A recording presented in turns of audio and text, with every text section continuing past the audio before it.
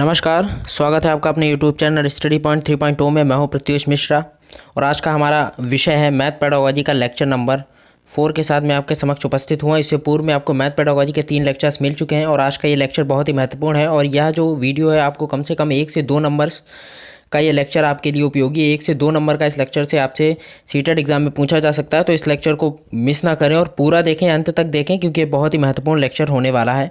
अगर आपने अभी तक हमारे यूट्यूब चैनल को सब्सक्राइब नहीं किया है दोस्तों, तो प्लीज़ हमारे चैनल को सब्सक्राइब करें और हमसे जुड़ जाएं। सीटेट एग्ज़ाम प्रिपरेशन के लिए हम आपको बेस्ट मटेरियल प्रोवाइड कराने की पूरे कोशिश में हैं, तो दोस्तों आप हमें सब्सक्राइब कर सकते हैं। ये मैथ पेडागोजी का हमारा लेक्चर 4 है। पूर्व में आपको 3 लेक्चर्स मिल चुके हैं, जैसा कि मैंने बताया। तो ये 4 लेक्चर अगर आपने पूर्व के 3 लेक्चर्स नहीं देखे तो आई बटन में आपको वो मिल जाएंगे, तो आप इस लेक्चर के बाद उन लेक्चर को ज़रूर देख लीजिएगा और अपने नोट्स जो है वो बनाते चलिएगा। आज का ये जो लेक्चर है हमारा व्याख्यान विधि पर आधारित है। इससे पूर्व हमने आगमन विधि, निगमन विधि पर चर्चा की और ये हमारी तीसरी विधि है व्याख्यान विधि। तो हम इस व्याख्यान विधि पर चर्चा करेंगे। आप लोग नाम से ही समझ रहे होंगे कि व्याख्यान विधि का इंग्लिश में हम लोग लेक्चर मेथड कहते हैं दोस्तों। तो लेक्चर मेथड का मतलब ही होता है कि आपको एक तरीके का लेक्चर दे दिया जाता है इसमें।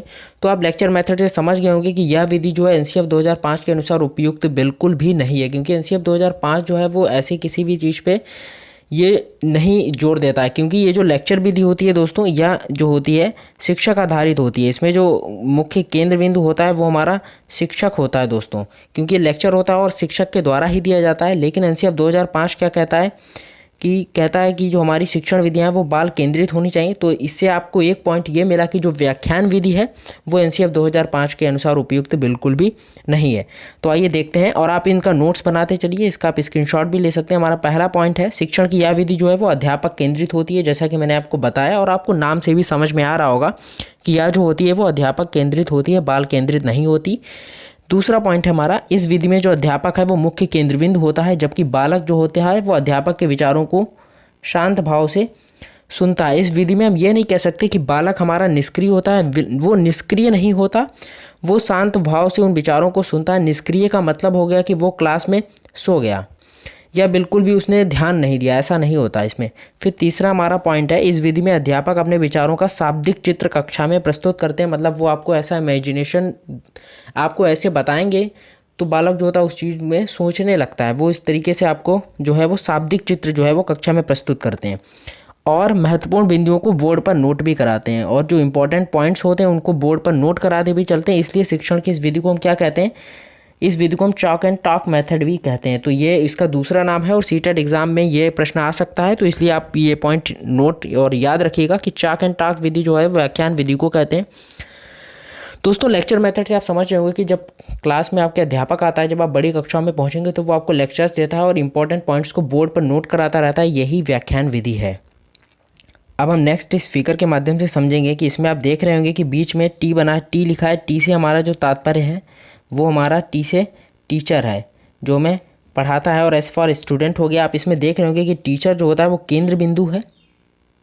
टीचर क्या है, इसमें केंद्र बिंदु है और स्टूडेंट जो है उसको चारों तरफ से घेरे हुए उसकी बातों को शांत भाव से सुनता है। तो क्या है, मुख्य केंद्र बिंदु कौन हुआ इसमें, अध्यापक है हमारा मुख्य केंद्र बिंदु। फिर क्या, अध्यापक की भूमिका क्या रहती है व्याख्यान मेथड में, तो याद रखिएगा अध्यापक की इसमें सक्रिय भूमिका निभाता है, एक्टिव होता है। इसका मतलब ये नहीं कि स्टूडेंट जो है वो डीएक्टिवेट हो, ऐसा बिल्कुल भी नहीं है। स्टूडेंट निष्क्रिय नहीं कह सकते हम इसको, तो ये गलत हो जाएगा।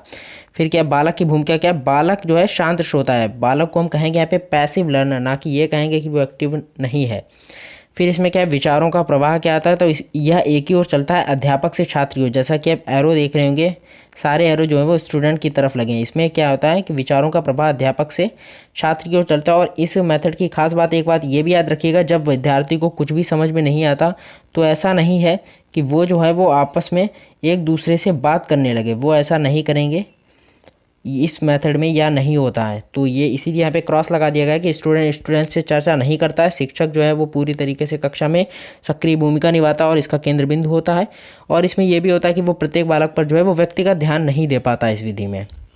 फिर अगला है कि गणित में इस विधि का प्रयोग संपूर्ण रूप से नहीं कर सकते, जैसा कि मैंने शुरू होते ही आपको बताया था कि एनसीएफ 2005 के अनुसार भी उपयुक्त नहीं है। और गणित में भी यह जो है वो संपूर्ण रूप से नहीं कर सकते, उसके कई कारण हैं, आगे बात होगी। फिर भी निम्न स्थितियों में इसका प्रयोग जो है किया जा सकता है। आप समझ सकते हैं कि व्याख्यान विधि का गणित में क्या उपयोग। अगर आप कोई सवाल हल करवा रहे हैं बीज गणित का, तो आप उसमें व्याख्या नहीं कर सकते। आपको वो एक एक स्टेप टू स्टेप जो है वो स्टूडेंट को समझाना होगा। व्याख्या के माध्यम से वो सवाल जो है बिल्कुल समझ में नहीं आएगा। लेकिन हाँ, गणित में जो है वो व्याख्या की ज़रूरत पड़ती है। कहाँ पे पड़ती है, तो वही हम देखेंगे कि किसी नए अध्याय के प्रारंभ में जब आपको नया अध्याय शुरू करते हैं, जैसे आपने लाभ हानि का चैप्टर या साधारण बात शुरू किया, तो सबसे पहले आप लाभ हानि के बारे में बताएंगे। सीधे सवालों पर चर्चा ना करते हुए पहले हम जानेंगे कि लाभ किसे कहते हैं और हानि किसे कहते हैं, विक्रय मूल्य क्या होता है, क्रय मूल्य क्या होता है, साधारण ब्याज क्या होता है, मूलधन क्या होता है। तो इसमें क्या होता है कि हमें लेक्चर जैसा देना पड़ता है, तो यहाँ पर इसका उपयोग होता है। फिर हमारा दूसरा पॉइंट है कि पढ़ाए गए अध्याय के पुनर्विलोकन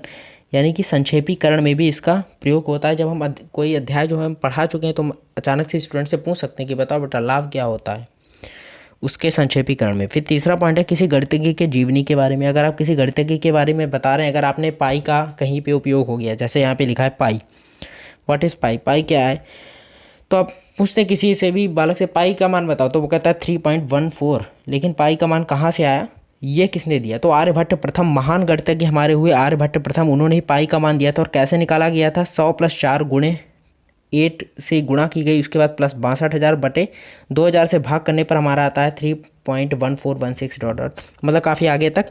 तो यहाँ पर इसमें जो है वो व्याख्यान विधि में जो है इसका प्रयोग किया जाता है। आपको यहाँ पे पाई का भी पता चल गया होगा, जिन्हें नहीं पता है तो उनके लिए ये भी बहुत इंपॉर्टेंट है, आप नोट कर लीजिएगा।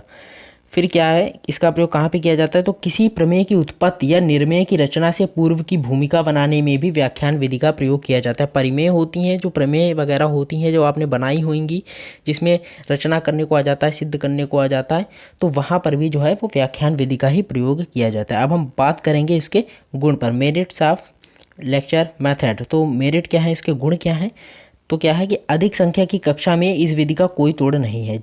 मतलब आप समझ रहे होंगे कि अगर कक्षा में विद्यार्थी बहुत ज़्यादा हैं तो आप लेक्चर के माध्यम से बहुत ही अच्छे तरीके से समझा सकते हैं और इसका कोई भी तोड़ नहीं है। दूसरा पॉइंट हमारा है कि अध्यापक के लिए यह विधि सुविधाजनक है, क्योंकि इस विधि में बालकों पर व्यक्तिगत नज़र नहीं रखनी पड़ती। यह सुविधाजनक है, शिक्षक होता है वो क्लास में आता है, अपना लेक्चर देता है, इंपॉर्टेंट पॉइंट्स को बोर्ड पे नोट कराता है और चला जाता है। वो एक एक स्टूडेंट्स के पास नहीं जाता, किसी पर भी व्यक्तिगत ध्यान नहीं दे पाता है। तो इसलिए अध्यापक के लिए तो सुविधाजनक है, पर यहाँ पे बालक को कितना समझ में आया ये एक पॉइंट बनता है, इसलिए एनसीएफ 2005 के अनुसार यह उपयुक्त नहीं है। तीसरी क्या है पॉइंट, इसका तीसरा पॉइंट यह है कि यह विधि जो है वो अत्यंत सुविधाजनक होने के साथ साथ कम खर्चीली भी है। इसमें खर्चा किसी भी प्रकार का नहीं आता। आप जाइए, चौक हो या मार्कर हो आपके पास, बोर्ड पे गए, आपने एक लेक्चर जैसा दिया, किताब की भी कभी कभार ज़रूरत नहीं पड़ती, आप लेक्चर मुँह जवानी भी दे सकते हैं और महत्वपूर्ण पॉइंट्स को नोट करा दिया।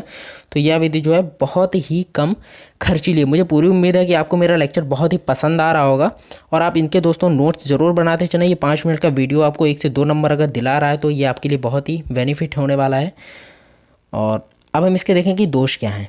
तो यह जो है अधिगम सिद्धांत के बिल्कुल ही विपरीत है। जैसा कि मैंने बताया, एनसीएफ 2005 के अनुसार ये उपयुक्त नहीं है, क्योंकि एनसीएफ जो कहता है वो बाल केंद्रित शिक्षण विधि की तरफ, बाल केंद्रित शिक्षा की ओर इशारा करता है और यह विधि जो है वो शिक्षक केंद्रित है। तो यह विधि जो है अधिगम के सिद्धांत के बिल्कुल ही विपरीत है। फिर क्या है, इस विधि में बालक निष्क्रिय होता है। निष्क्रिय मतलब ये होता है कि वो अपने सवाल जवाब जो है वो शिक्षक से नहीं करता, वो शांत मन से उसको सुनता रहता है। निष्क्रिय का मतलब ये नहीं कि वो सो जाता है और फिर कक्षा में ध्यान हट जाने से दोबारा नहीं कवर कर सकते। कभी कभार होता है कि बहुत इंपॉर्टेंट टॉपिक चल रहा है और व्याख्यान और लेक्चर दे रहा है शिक्षक, आपको समझ में नहीं आ रहा, अच्छा नहीं लग रहा और ध्यान हट गया तो टॉपिक जो होता है वो आपका छूट जाता है। फिर क्या है, स्पून फीडिंग इसको क्यों कहते हैं, क्योंकि शिक्षक आता है और आपको एक जो है वो घुट्टी जैसी पिलाता है, मतलब एक लेक्चर जैसा देता है और चला जाता है। इसीलिए इस विधि को क्या कहते हैं, स्पून फीडिंग भी कहते हैं और ये महत्वपूर्ण है। आप लोग इसको नोट कर लीजिएगा और याद कर लीजिएगा। तो स्टडी पॉइंट 3.2 जो है वो आपकी बेहतर तैयारी के लिए हमेशा प्रतिबद्ध है दोस्तों, और हमारा मिशन है कि आपके सभी के जो है सीटेट एग्ज़ाम में 100+ मार्क्स आएँ। और मैं चाहता हूं कि जो भी इस लेक्चर्स को देख रहे हैं वो लोग बहुत ही अच्छे तरीके से सीटेट एग्ज़ाम अपना क्लियर करें। तो बहुत बहुत धन्यवाद आपका।